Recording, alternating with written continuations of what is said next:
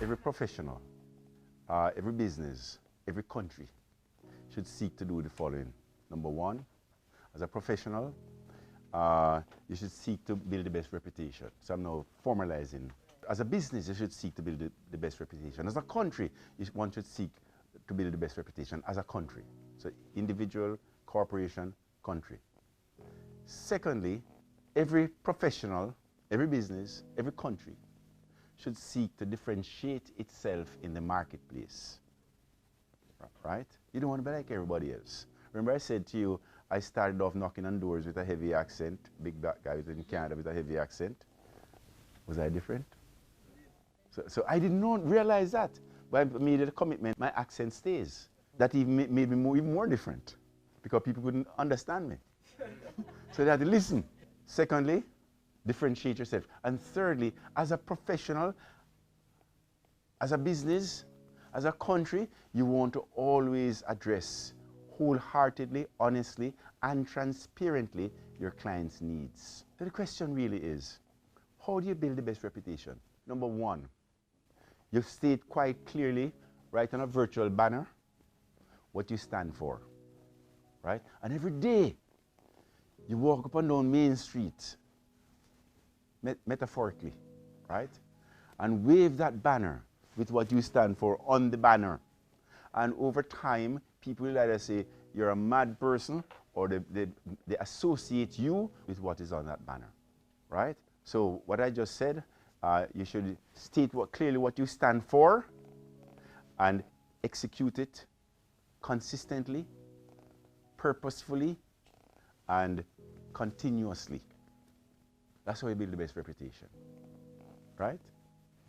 Now, how do we bust through the inflection point? 3 things we have to do.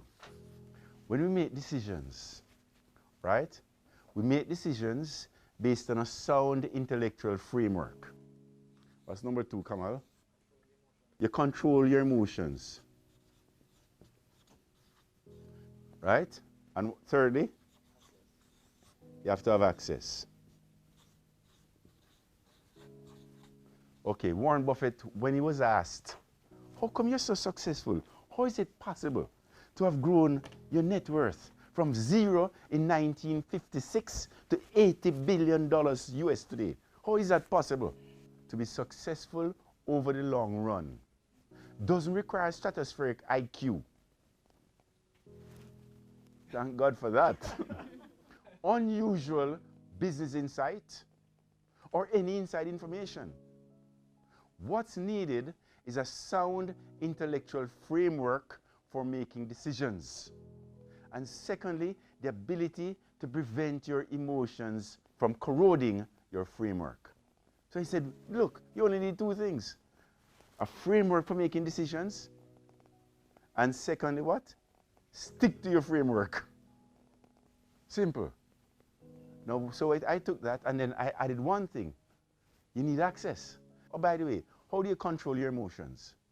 The only way you can control your emotions is if your framework is absolute. It's not relative. It's not how you feel today. It's absolute. It's your religion, right? So once your framework is absolute, then whenever a situation is posed to you, question is asked of your situation is posed to you, what do? You check your framework. You superimpose that situation against the background of your framework, and the answer will come ricocheting back to you. Simple. So you don't have to think. So there are times to think, and there are times just to let your previous thinking work for you. That's how you control your emotions. Therefore, once you do that, once you develop the discipline of doing that, then you have consistency of behavior. You won't be perfect, you'll be less imperfect. We can't expect perfection, but we can expect less imperfections. Right? And thirdly, we have to have access. If you have no access to education, no access to healthcare, no access to financing, which the framework I was trying to get to was, is there a formula that if you practice consistently, the only outcome is wealth? This was in 1977, I was 26. By 27, going through that process I went through with you, observing, creating an iPod, I came up with a formula that Kamal mentioned. Wealth is created. If you think about any wealthy person, right? Like you, I didn't grow up in any wealth, right? I observed, and I thought, if I could distill the behavior of every wealthy person into some common principles, then it becomes a framework, right? So I wanted it to transform what I observed in terms of behavior and codify it in terms of principles. That's what I wanted to do. So it came to me in 1978 that every wealthy person became wealthy by doing 5 things. Number one, they own a few high quality businesses. Right? If you want to become wealthy as an entrepreneur, you figure out how you're going to make sure your business becomes a high quality business. So we're going to talk about that. Every wealthy person became wealthy by really understanding those few, not too many, high quality businesses. And thirdly, every wealthy person became wealthy by making sure that those few businesses were in strong long-term growth industries. There's a rising tide. And fourthly, every wealthy person became wealthy by using other people's money. And lastly, every wealthy person became wealthy by simply making sure that those few high-quality businesses, they hold them for as long as they remain high quality, right? So that's what I codified, right? So now that becomes, as I said, I hardwired that into me. So whenever I speak, if I'm talking to investors, we start off with that. If I'm talking to business people, we start off with that, right? So what I did, I said, okay, I'm selling mutual funds. That was my profession. I'm selling mutual funds. I want to be not be on the sales side. I want to be on the management side. I want to start managing mutual funds. So how do you know transition from being a salesman to a manager and a business owner? Right? And by the way, as an entrepreneur, every single job that I had to do, if I had to apply for the job, I'd have been turned down. Every job.